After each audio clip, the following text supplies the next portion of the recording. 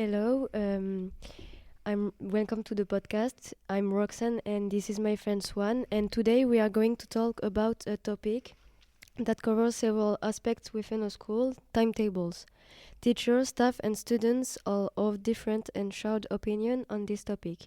To manage our project, we interview 14 students, 3 teachers, and 1 staff member to answer several questions and understand why they think about their timetables, how they are created, whether they are tearing.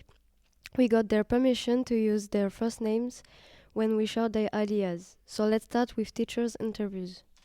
The first question is, how do you find your timetable? Overall, the people interviewed consider their timetable to be satisfactory, even though it can be sometimes busy.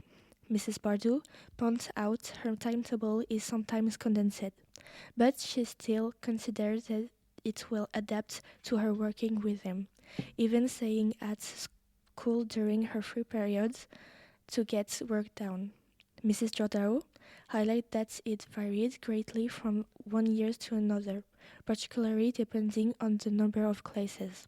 She explained that the current timetable is more balanced than the last years, which makes it easier to balance professional and personal life. And for Mrs. Chomien, she explained then that her timetable is not perfect. She asked for amelioration and now she finds it okay. The second question is it well organized? Overall, the people interviewed think that their timetable is quite well organized, mainly because there are few gaps during the day.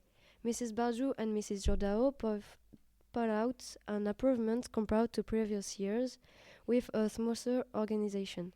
However, Mrs. Chomien gives a more balanced opinion, explaining that even if her timetable is good overall, she also admits that there is not perfect timetable.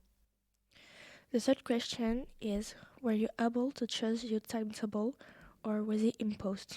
The answer showed that the timetable is both imposed and partly negotiable. Mrs. Bardou explained that her opinion is taken into account at the end of the years when she asked about her preference for the following years. Mrs. Jordao say that the timetable is imposed every year, but it's possible to express wishes, such as a free house day or a just working hour. Even these requests are not always accepted. The first question: what do you think about the students' timetables? The 3 teachers say that students' timetables are too heavy and hard to handle in terms of concentration.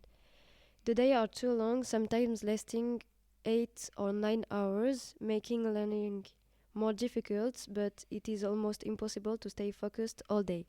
They also point out that sometimes slots are not good for studying, such as Friday afternoons or long breaks during the day, which disturb the rhythm and make it harder to remember lessons. Finally, even if some timetables are quite balanced, others are not at all and make it feel like some students spend almost all their time at school. However, the teachers admit that it's difficult to reduce the number of hours or organize subjects in a better way. Now we are going to talk about the students' interviews. The first question is, how do you find your timetable? Most students think their timetable is heavy, long and tiring, especially at the end of the year of the day or at the end of the week. Some students also describe it as stressful, especially at the beginning of the years. However, many say that it's manageable and that they get used to it over time. Some think it is correct or normal for the first year students, even if it sometimes be exhausting. The second question is it well organized? Most students think that their timetable is quite well organized overall.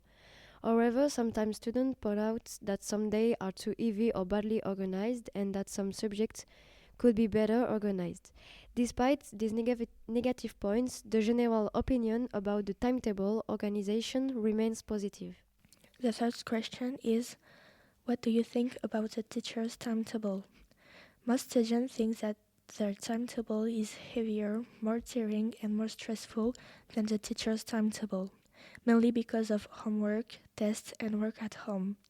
They feel that their daily rhythm is harder to manage. However, some students also recognize that teachers have a heavy timetable too, with many classes, a lot of marking, and the work outside the lesson. However, all students think that both timetables are complicated, but the pressure is stronger for students. And now we are going to talk about the interview to understand how timetables are created.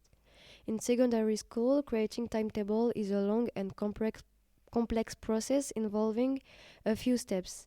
First, the school determines the number of classes, the number of students, and the option and specialization chosen.